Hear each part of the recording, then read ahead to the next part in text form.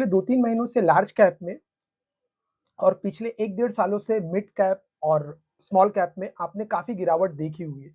इतनी ज़्यादा गिरावट होने के बाद से जब अब फाइनली सबके मन में एक ही क्वेश्चन आ रहा है दोस्तों, क्या ये अपॉर्च्युनिटी है या फिर से ये रिट्रेसमेंट है? रिट्रेसमेंट के बाद से मार्केट इसी तरह से फिर से जो है वो गिरने लगेगा।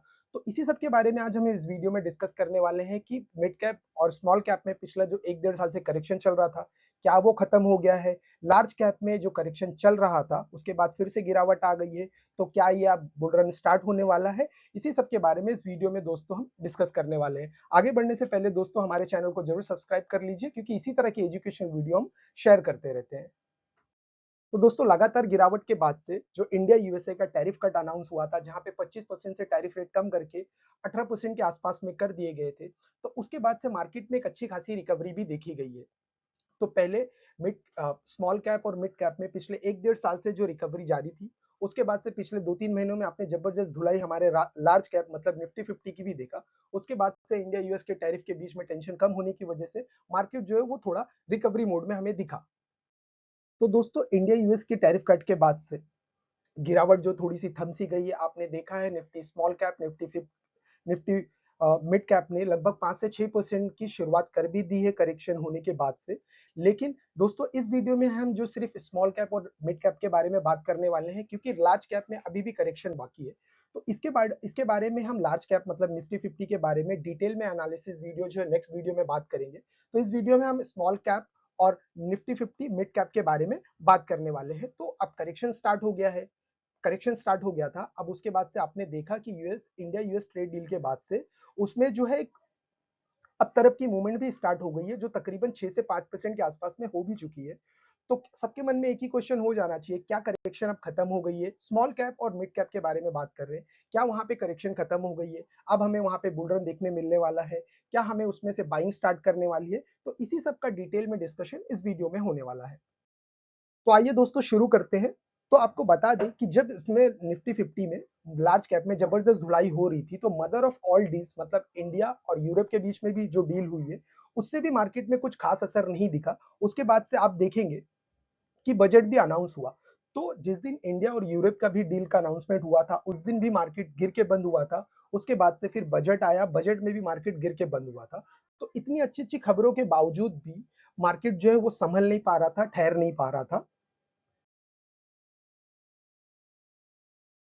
काफ़ी हद तक काफ़ी सेक्टर को राहत मिलने वाली है क्योंकि काफ़ी टाइम से स्मॉल कैप में और मिड कैप में करेक्शंस बहुत हेवी स्टार्ट हो रहे थे। तो आगे हम बात करने वाले कौन-कौन से वो सेक्टर्स हैं जिसमें आप फोकस रख सकते हैं इस अच्छी खबर के बाद जहाँ पे इंडिया यूएस के टैरिफ में आसानी हो गई है और ये तकरीबन 25% से 18% के आसपास में हो गई है और एग्रीकल्चर एक्सपोर्ट्स में ये ऐसा माना जा रहा है कि ये जो टैरिफ है वो 0% तक भी हो सकता है।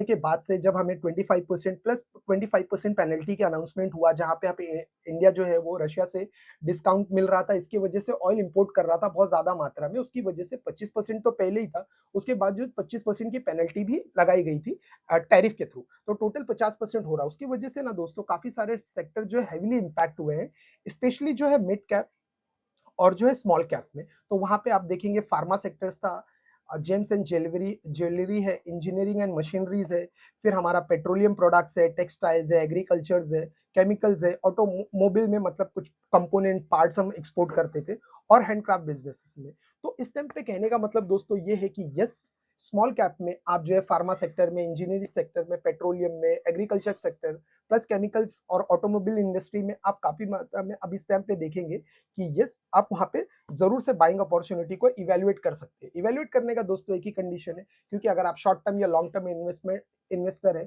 तो जरूर से जरूर फंडामेंटल एनालिसिस का पूरा पूरा ध्यान रखिएगा क्योंकि सिर्फ हरी हरी कैंडल का मतलब ये नहीं होता है कि अब स्टॉक जो है बुल रन में आ गया है हो सकता है वो जो समझदार लोग निकल रहे हैं और रिटेल इन्वेस्टर उसमें फंसते हुए चले जा रहे हैं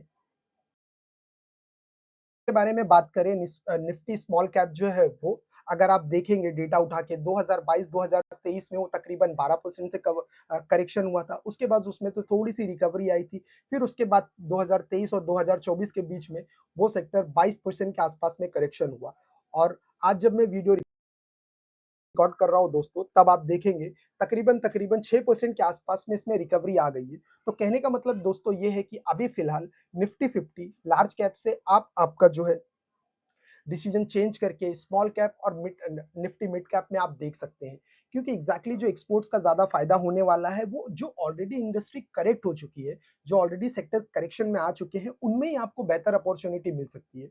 और मैं बार बार रिपीट कर रहा हूँ दोस्तों, कोई भी इन्वेस्टमेंट का आइडिया जो है, ये डिस्क्लेमर भी है वीडियो का कि ये सिर्फ इंफॉर्मेशन पर्पज के लिए वीडियो शेयर की जा रही है, कोई भी पर्सनल बाइंग या सेलिंग की रिकमेंडेशन नहीं है। आप अपना एनालिसिस जरूर करिएगा। तो यहाँ पे अगर आप देखेंगे तो निफ्टी स्मॉल कैप में आप फार्मा सेक्टर ले लीजिए, ऑटोमोबाइल के सेक्टर में जो जो कंपनी जो है वो स्मॉल कैप के इंडेक्स में आती है, तो वहां पे एक बेहतर रिकवरी आप देख सकते हैं, क्योंकि वो सेक्टर काफी ज्यादा उसकी पिटाई हो चुकी है। निफ्टी 50 में प्रॉब्लम ये है दोस्तों, एक तो उन कंपनीज के जो मैक्सिमम कंपनीज आपका एनालिसिस फंडामेंटल एनालिसिस करेंगे, इसके वीडियो में हम इसके बारे में हम नेक्स्ट वीडियो में डिटेल में डिस्कशन करने वाले हैं, लेकिन मोटा मोटे आइडिया दे दूं ताकि इससे आपको ये वीडियो समझ में आ जाए, ये वीडियो क्यों बनाई गई है, उसका आइडिया मिल जाए। क्या हो गया, अगर आप निफ्टी हैवी वेटेज के स्टॉक की लिस्ट निकालते हैं, जहां पे आप रिलायंस को देखेंगे, एचडीएफसी बैंक को देखेंगे, आईसीआईसी बैंक को देखेंगे, तो इनकी अर्निंग्स दोस्तों सिंगल डिजिट में चल रही है, लेकिन इनमें कोई भी अभी तक करेक्शन आया नहीं है। इसके लिए मैं मेरा ये मानना है, इतने टाइम ये मशवरा होगा कि आप जो है निफ्टी 50 या लार्ज कैप से दूर रहिए, फोकस करना है तो स्मॉल कैप और मिड कैप में आप कर सकते हैं। तो दोस्तों जब भी हम किसी सेक्टर में करेक्शन की बात कर रहे हैं, या स्टॉक में करेक्शन की बात कर रहे हैं, या ओवरऑल इंडेक्स में करेक्शन की बात कर रहे हैं, तो एक चीज बहुत इंपॉर्टेंट हो जाती है, that is P ratio. P ratio जो है वो इतनी ज्यादा इंपॉर्टेंट है दोस्तों कि इससे आपको बेसिक आइडिया मिल जाता है, ये सेक्टर, ये इंडेक्स या ये स्टॉक जो है कितना महंगा या कितना हो चुका है, इसमें बेसिक इंफॉर्मेशन आपको मिल सकती है। तो अगर आप आपकी स्क्रीन पे देखेंगे तो स्मॉल कैप जो है वो करेक्ट होके 35-40 के पी से इतने टाइम 26 से 27 का पी चल रहा है, और ये दोस्तों काफी बेहतरीन माना जाता है। और वहीं पे अगर आप mid cap Nifty mid cap का देखेंगे तो ये पी रेशो जो है 40-45 से अगर आप देखेंगे तो 33-32 के आसपास में हो चुका है। और आपने कब देखा कि कल ही मार्केट में 2 से 2.5% की ऑलरेडी गिरावट हो चुकी है। तो ये दोस्तों बाय एंड डिप्स की अपॉर्चुनिटी हो सकती है, लेकिन इसमें हमारा मशवरा हमेशा से यही रहता है कि लमसम अमाउंट ना डालें, क्योंकि जब तक यूएस में डोनाल्ड ट्रंप ऑलरेडी गद्दी पर बैठे हैं तभी तक आप कुछ भी एक्सपेक्ट कर सकते हैं। तो इससे क्या होगा दोस्तों, थोड़ा थोड़ा अमाउंट जो है इन्वेस्ट कर सकते हैं। हम तो काफी टाइम से उसमें बाइंग कर रहे हैं, क्योंकि इससे पहले भी हमने एक वीडियो शेयर की थी स्मॉल कैप और मिड कैप के बारे में, उसका भी लिंक जो है मैं डिस्क्रिप्शन में शेयर कर दूंगा। तो वहां से दोस्तों ऑलरेडी 2-4 महीने हम चल चुके हैं। तो ऐसा नहीं है कि आप लोगों के लिए लेट हो गया है या आप ऐसा कर नहीं सकते। अगेन ये कोई बाइंग पर्सनल बाइंग या सेलिंग की रिकमेंडेशन नहीं है, एजुकेशनल वीडियो है। तो इस तरह से आप मार्केट को, एक ओवरऑल मार्केट को देखते हैं, आपकी हार्ड एंड मनी आप इन्वेस्ट करने के टाइम पे क्या क्या कुछ चीजें हैं जो आप देख सकते हैं, उसी के लिए वीडियो शेयर की जा रही है दोस्तों। तो इसी तरह से दोस्तों Nifty small cap Nifty mid cap में अपॉर्चुनिटी है। फिलहाल आप बेहतर यही होगा, मेरा मशवरा है कि लार्ज कैप से आप दूर रहे, क्योंकि हमारी तरफ से लार्ज कैप के बारे में भी कोई रिकमेंडेशन नहीं है, ना ही इसमें कोई है। यस, लार्ज कैप में हम क्यों नहीं जा सकते, इसके बारे में दोस्तों डिटेल में एनालिसिस नेक्स्ट वीडियो में होने वाली है। इस मार्केट का जो सबसे बड़ा डर है दोस्तों वो है एफआईआई। आपने लगातार न्यूज में, चर्चा में, सोशल मीडिया पे हर जगह सुन रहे हैं। इवन हमने भी पास में एक वीडियो शेयर की हुई है, उसको आप जो है वो जरूर से देख लीजिएगा, जिसमें हमने डिटेल में कवर किया है कि एफआईआई जो है वो इंडिया छोड़ के क्यों जा रहे हैं, और वो वापस कब तक आ सकते हैं, और क्या क्या कुछ रीजन है जो उसके वो जाने की रीजन है। अब दोस्तों एफआईएस क्या होते हैं, जिन लोगों को नहीं मालूम है, मैं 1 मिनट लेके उन्हें बताना चाहूंगा। एफआईएस जो होते हैं ना दोस्तों, इंडिया के बाहर के लोग जो है इंडिया में इन्वेस्ट करते हैं, इंडिया के स्टॉक मार्केट में, इंडिया के बिजनेस में इन्वेस्ट करते हैं। तो अगर आपकी जर्नी, शेयर मार्केट की जर्नी 5-10 साल के आसपास में है, तो आप एफआईएस का डेटा जरूर ट्रैक करते रहे होंगे, क्योंकि सिर्फ रिटेल इन्वेस्टर ही नहीं, हमारे इंडिया के जो बड़े बड़े इन्वेस्टर्स है ना, वो भी एफआईएस का ट्रैक रखा करते थे दोस्तों। और एक टाइम पे एफआईएस को ही मार्केट मूवर्स कहा जाता था। वो जिस इंडस्ट्री, जिस सेक्टर, जिस इंडेक्स में पैसे इन्वेस्ट करना शुरू कर देते थे, वो लगातार बुल रन में चला जाता था या हाइस तोड़ने लगते थे, और एक बार उन्होंने सेलिंग स्टार्ट कर दी तो उसके बाद से फिर मार्केट को कोई बचा नहीं पा रहा था दोस्तों। लेकिन अब अगर आप देखेंगे पिछले 1 सालों में, पिछले 1 महीने की मैं बात करूं तो ऑलरेडी 30 से 35 हजार करोड़ की सेलिंग कर चुके हैं। और पिछले 1-1.5 साल का अगर डेटा आप रिकॉर्ड करते हैं या आप हमारी ये वीडियो देखते हैं, तो उसमें आप देखेंगे कि तकरीबन तकरीबन 2 लाख करोड़ के आसपास में ऑलरेडी सेलिंग कर चुके हैं। उसके बावजूद भी आप देखेंगे निफ्टी 50 ने लगातार हाईज ही तोड़ता चला जा रहा था, बजाय कि लो तोड़ने के लिए। तो मुझे ऐसा देख के लग रहा है कि अब एफ जो है इतना ज्यादा जो है इंपॉर्टेंट नहीं रखते हमारे इंडियन मार्केट के लिए। आप है, मैं हूँ, रिटेल इन्वेस्टर है, डीआईआईज मिलके जो एसआईपी का इन्फ्लो इतना ज्यादा आ रहा है, 35 से 40 हजार करोड़ का इन्फ्लो आता है हर महीने, और पिछले महीने तो रिकॉर्ड ब्रेकिंग है 35 हजार करोड़ का। तो वो मार्केट को संभालने के लिए दोस्तों मुझे काफी लग रहा है। लेकिन फिर भी जब भी आप लॉन्ग टर्म में इन्वेस्ट करते हैं तो दो चीजें दोस्तों बहुत ही इंपॉर्टेंट हो जाती है, और वो आपकी स्क्रीन पर है, कंपनी का रेवेन्यू और कंपनी का प्रॉफिट। रेवेन्यू दोस्तों, प्रॉफिट दोस्तों, फंडामेंटल एनालिसिस करने से पहले जरूर देखिएगा, क्योंकि इस वीडियो में हम इंट्राडे के बारे में बात नहीं कर रहे हैं। मिड कैप और स्मॉल कैप में अच्छे खासे करेक्शंस के बाद से बाइंग अपॉर्चुनिटी को इवैल्यूएट करने की कोशिश कर रहे हैं। तो इवैल्यूएट करते टाइम दोस्तों कंपनी का रेवेन्यू और कंपनी का प्रॉफिट, अब मोटा मोटी मैं बेसिक आइडिया आपको दे देता हूं दोस्तों। जब भी आप एनालिसिस कर रहे हैं किसी भी कंपनी में इन्वेस्ट करने का, तो खास तौर पे आपका ध्यान ये रहना चाहिए कि कंपनी का रेवेन्यू और कंपनी का प्रॉफिट डबल डिजिट में होना बहुत ही जरूरी है।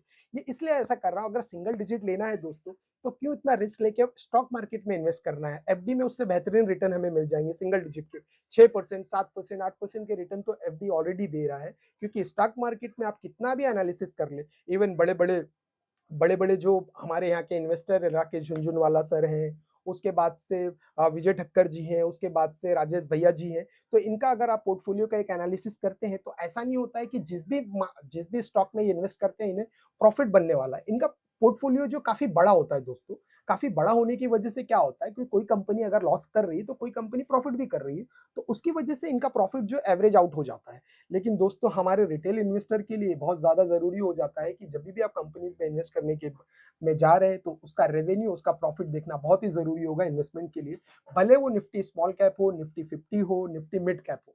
क्योंकि जब तक कंपनी का रेवेन्यू और प्रॉफिट स्टेबल नहीं होगा, ग्रोइंग नहीं होगा, तब तक दोस्तों कितनी भी एनालिसिस कर लीजिए, कैसा भी आप टेक्निकल एनालिसिस इंडिकेटर लगा दीजिए, लॉन्ग टर्म में आपको लॉस होगा ही होगा, और आपका पोर्टफोलियो हमेशा से नेगेटिव में दिखेगा। अगेन ये कोई पर्सनल बाइंग या सेलिंग की रिकमेंडेशन नहीं है दोस्तों, लेकिन रिटेल इन्वेस्टर की हालत कितनी परेशानी है, क्योंकि जो भी लॉसेस होते हैं वो रिटेल इन्वेस्टर्स को ही होते हैं। तो उनके लिए बेहतरीन यही होगा कि नॉर्मल, आज तो आजकल तो कितनी सारी फ्री वेबसाइट है। सबसे इंपॉर्टेंट ये है कि आप हमारा चैनल सब्सक्राइब कर लीजिए, कमेंट डाउन करके हमें बता दीजिए कि अगर आप किसी स्टॉक में फंसे हुए, तो हम उसका डिटेल एनालिसिस हमारे इसी चैनल पे, इसी वीडियो पे आपको शेयर करके दे देंगे। और उसके बाद आप खुद भी balance sheet, profit and loss statement आप खुद भी पढ़ सकते हैं। ज्यादा उसमें ज्यादा कोई मेहनत की काम नहीं है, आपको अकाउंटेंट या फाइनेंशियल का बैकग्राउंड होना जरूरी नहीं है, आप उसमें एक्सपर्टीज की जरूरी नहीं है। जैसे कि मैंने आपको 2-3 पॉइंट तो इसी वीडियो में कवर कर दिए। पी देख लीजिए, कंपनी का, सेक्टर का, इंडस्ट्री का, रेवेन्यू देख लीजिए, प्रॉफिट देख लीजिए। डबल डिजिट में होना बहुत जरूरी होता है। सिंगल डिजिट के लिए आप एफडी कर सकते हैं, क्योंकि वो रिस्क फ्री हो जाएगा। लेकिन स्टॉक मार्केट है, तो कंपनी का रेवेन्यू जब तक डबल डिजिट नहीं होगा, आपका पोर्टफोलियो डबल डिजिट रिटर्न कैसे देगा दोस्तों। फिर तो वो सिंगल डिजिट पे ही तैरता रहेगा काफी टाइम तक। तो इसके लिए दोस्तों बहुत इंपॉर्टेंट हो जाता है कि आप कोई भी इन्वेस्टमेंट करने से पहले फंडामेंटल्स एनालिसिस जरूर कर ले कंपनीज का।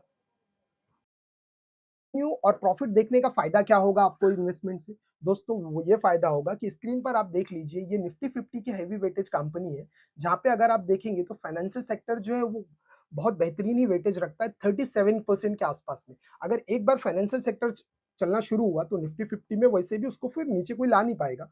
तो लेकिन अगर आप वहां पे कंपनी की ग्रोथ देखेंगे, एचडीएफसी बैंक है, आईसीआईसी बैंक है, रिलायंस है, इन्फोसिस है, तो दोस्तों टॉप 10 कंपनीज भी जो है सिंगल डिजिट में प्रॉफिट बना रही है, कई तो माइनस में भी बना रही है।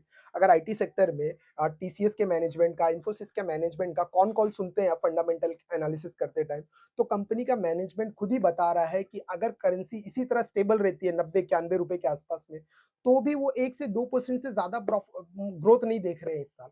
अगर करेंसी और फॉल होती है, तो उनके रेवेन्यूज, उनके प्रॉफिट जो है वो निगेटिव भी जा सकते हैं दोस्तों। तो इसके लिए बार बार इस वीडियो में यही बात कर रहे थे कि क्यों हमें लार्ज कैप से जो है दूर रहना है। फिर भी इसका डिटेल में एनालिसिस जरूर करके शेयर करेंगे अगली वीडियो, ताकि ये जो कंपनी आप स्क्रीन पर देख रहे हैं, उसका जो डिटेल में फंडामेंटल एनालिसिस कर देंगे। तो चैनल को जरूर से सब्सक्राइब कर लीजिए दोस्तों। तो इस वीडियो में सिर्फ इतना ही। अभी हम निफ्टी 50 लार्ज कैप से दूर रहने वाले हैं। अगर कोई भी बाइंग की अपॉर्चुनिटी दिखती है, तो निफ्टी स्मॉल कैप और निफ्टी फिफ्टी मिड कैप में आप देख सकते हैं। फिर भी लमसम की इन्वेस्टमेंट की एडवाइस तो बिल्कुल भी नहीं है, लेकिन मुझे प्राइस बहुत अच्छा दिख रहा है, क्योंकि हम ऑलरेडी थोड़ा थोड़ा बाइंग कर रहे हैं पिछले 2-3 महीनों से। थोड़ा थोड़ा बाइंग ऑलरेडी स्टार्ट हुई है, और कल जो मार्केट गिरा है 2-3% के आसपास में, तो मोस्टली तो दोस्तों ये बाय ऑन डिप्स ही होना चाहिए मेरे हिसाब से। फिर भी रिस्क आपका, एनालिसिस आपकी, कोई भी पर्सनल बाइंग या सेलिंग की रिकमेंडेशन नहीं है। जाते जाते चैनल को सब्सक्राइब कर लीजिए। मिलते हैं नेक्स्ट वीडियो में।